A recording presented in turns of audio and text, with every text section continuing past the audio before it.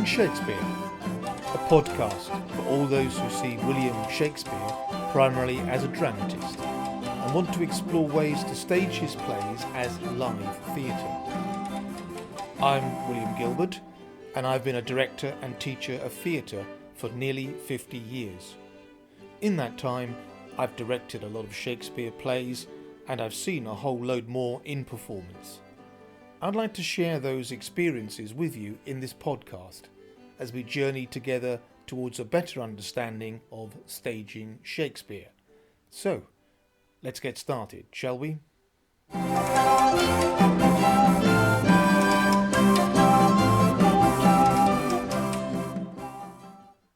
Welcome to episode 3 of Staging Shakespeare. Thanks for listening. I'm calling this episode Antic Disposition. Most, if not all of you, will recognise that as a phrase used by Hamlet to describe how he's going to behave now that the ghost of his father has informed him that he was murdered by Claudius, Hamlet's uncle, and the new king of Denmark. What exactly is an antic disposition? And how should an actor, director, and designer set about portraying it on stage? That's today's question. Let's start by quickly looking at what Hamlet actually says. At the end of Act 1, Scene 5, when Hamlet is getting his companions Horatio and Marcellus to swear oaths of secrecy, he tells them this: "I perchance hereafter shall think meet to put an antic disposition on." He then goes on to persuade them to swear that they will not reveal that they have any prior knowledge of what he's doing. So what exactly does Hamlet mean by an antic disposition? And how might one set about putting one on? I suppose the simple answer to the first of those questions is that an antic disposition is, and I'm quoting here from the notes in the most recent Arden edition of the play, edited by Anne Thompson and Neil Taylor, an antic disposition is wild, fantastic, or clownish manner or behaviour.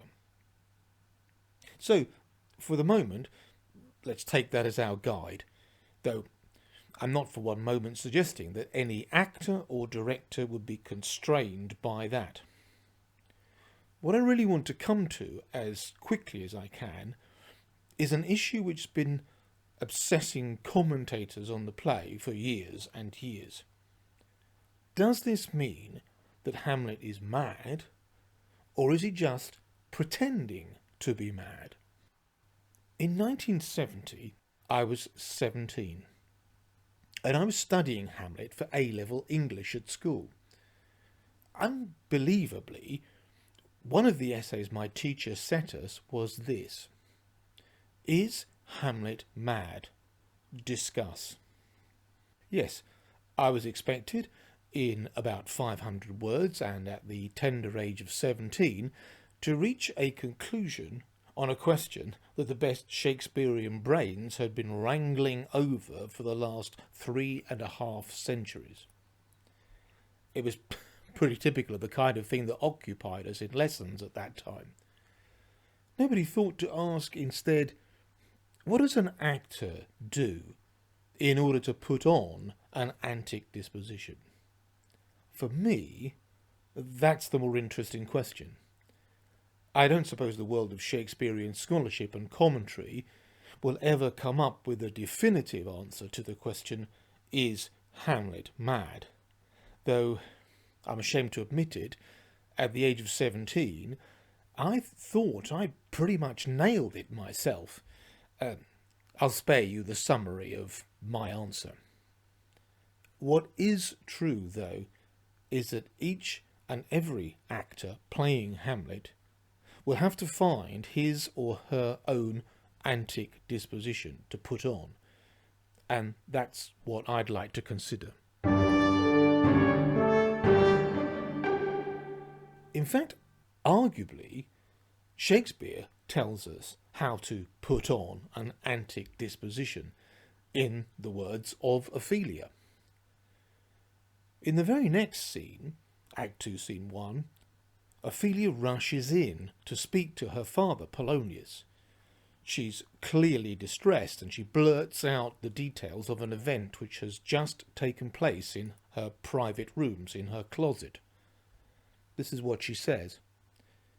"My lord, as I was sewing in my closet, Lord Hamlet, with his doublet all unbraced, no hat upon his head, his stockings fouled, ungartered, and down-gyved to his ankle, pale as his shirt, his knees knocking each other, and with a look so piteous in purport, as if he had been loosed out of hell to speak of horrors, he comes before me." Obviously, Shakespeare imagines the play being performed in what was for him contemporary costume, classic Elizabethan Jacobean dress of doublet and hose. Not only that, but Polonius jumps immediately to a conclusion, given Hamlet's appearance and behaviour. Hamlet must be mad, but mad for Ophelia's love, because this is how a lovesick gentleman dresses and behaves. Something similar occurs in As You Like It, where Rosalind makes fun of Orlando, taunting him because he isn't presenting himself in the right way for a fully fledged head-over-heels lover. She tells him in Act 3, Scene 2, "Your hose should be ungartered, your bonnet unbanded, your sleeve unbuttoned, your shoe untied, and everything about you demonstrating a careless desolation." Well, certainly, Hamlet seems to have hit the mark far better than Orlando. We, of course, don't see Hamlet in this state until the following scene, when he enters reading a book and proceeds to engage Polonius in the riddling fishmonger dialogue, an exchange which causes Polonius to remark aside, "Though this be madness, yet there is method in it." We expect him to look pretty much as described by Ophelia, and like as not, that was the case on the stage of the Globe. Of the many Hamlets I myself have seen in performance, though, virtually none of them have been in Jacobean dress. It just isn't the fashion these days. So if you can't down-jive your stockings and unbrace your doublet and walk around without a hat on, terrible idea, what can you do to signal that you are in 100% antic disposition mode? I've seen a good many productions of Hamlet, far too many to count. One of the few that was in Elizabethan Jacobean dress was the 1984 Royal Shakespeare Company production, directed by Ron Daniels, with the late Roger Rees as Hamlet. In the early 1980s, Rees was on top form with the RSC, having just starred as Nicholas in the company's gigantic dramatisation of Dickens's Nicholas Nickleby, which was adapted for the stage by David Edgar. After the success of Nickleby, Rees's Hamlet was eagerly awaited, and I was definitely expecting a lot of him, having been totally blown away by his performance as Nicholas. Thankfully, Rees did not disappoint. His Hamlet was definitely one that I am glad to have seen. The design for Ron Daniels' production was by Maria Björnsson, and she produced a traditional Elizabethan Jacobean look, which went hand in hand with the overall feel of the performances. At that time, there was a lot of talk about director's theatre, the idea that, with a Shakespeare play in particular, it was necessary for a director to have some kind of concept in order to make the play relevant or modern in some way. Daniels appeared to take exactly the opposite approach, letting the play speak for itself, and in a way, the decision not to set the play in another time, a 1930s Hamlet or a First World War Hamlet, for example, chimed in perfectly with the sense that nothing was being imposed on the play. Instead, the play was being allowed the freedom to be itself. And so to the Antic Disposition. The Antic Disposition of Roger Rees's Hamlet grew quite naturally out of his response to the ghost. In Act 1, Hamlet was very tight-laced. His black doublet was tight-laced, and he himself was somewhat tight-laced in his behaviour, almost corseted in his grief. The encounter with the ghost created a near hysterical Hamlet, as if the meeting had literally freed him from his emotional corset. Suddenly, Ophelia's description of Hamlet's appearance in her closet made perfect sense. Hamlet's formal clothes could no longer contain his rampant emotions. He had to unbrace his doublet in order to let these emotions have free rein. And so, when Rhys appeared in Act 2, Scene 2, to meet Polonius in the fishmonger scene, he was exactly as we were expecting him to be, with stockings down-jived and a doublet unbraced to the navel. Rhys made it seem as though, in baring his chest to the Elsinore court, he was in effect baring his soul to the world. The openness of his clothing and his behaviour made him seem terribly vulnerable, as indeed he was, in an Elsinore ruled over by Brian Blessed's forceful Claudius. I have rarely had that feeling when watching other Hamlets, and so I put Roger Rees right near the top of my list when I think back over all the productions of this play that I've seen. The other Hamlet which sticks in my mind is Stephen Berkoff's. In the early 1980s, I can't be more precise about the date unfortunately, Berkoff brought his production of Hamlet to the Gardner Arts Centre on the campus of the University of Sussex just outside Brighton, which is where I saw it. Berkoff was in his early 40s at that time, so not really the age that most people associate with Hamlet, because not only was Berkoff the director of this production, but he was also playing the lead. I guess Berkoff is one of those performers you either love or hate. There doesn't seem to be much middle ground.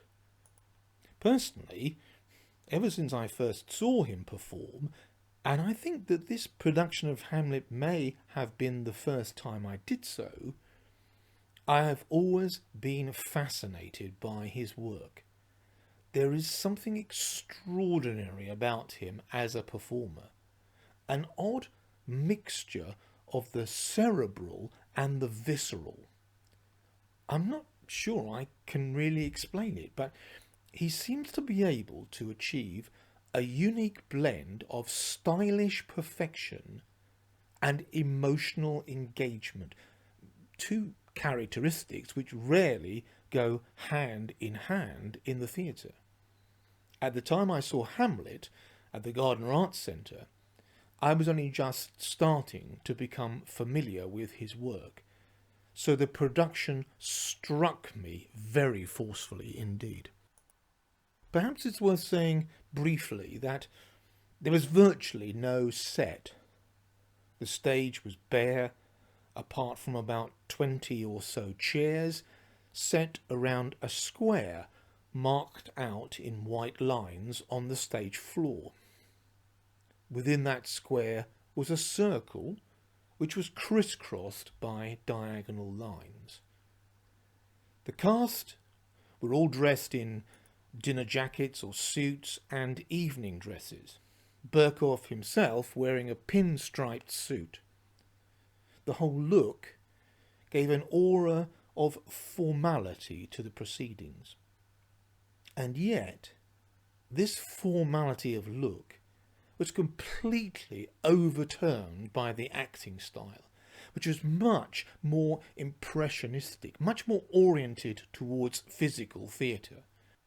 This clash of styles was at the heart of the dynamic nature of the performance. So what about Berkoff's Antic Disposition? You might expect from such a physical actor an antic disposition which was completely off the wall. Something akin to what he achieved when playing Gregor Samsa in his productions of Kafka's Metamorphosis, perhaps. But in fact, it was quite the opposite. It consisted of a prop, a pair of round John Lennon glasses which he hadn't worn at the start of the play, and a costume tweak. He rolled up one trouser leg to just above his knee, revealing a calf-length black sock. That was it. Very simple, but also very deliberately inappropriate. In particular, the rolled up trouser leg, reminiscent of Masonic rituals, was actually screamingly funny. Given that every other member of the cast was dressed so formally, the gleaming white flesh between the top of Hamlet's sock and the bottom of his rolled-up trouser leg seemed to catch and hold your eye at every moment. It was an idea of startling simplicity and dramatic effectiveness. It worked to a T. More would have been less, if you see what I mean. That's all for episode 3. Do remember that you can email me at podcaststagingshakespeare@gmail.com. I don't doubt that there are innumerable other ways of creating an antic disposition, and I really would be grateful to find out about them. Tell me about your favourite and why it was so effective. Or tell me about a production where it didn't work at all well. Either way, it's interesting to know how other actors and directors have solved this problem in staging Shakespeare. I do hope you've enjoyed thinking about antic disposition. Thanks for listening. Bye.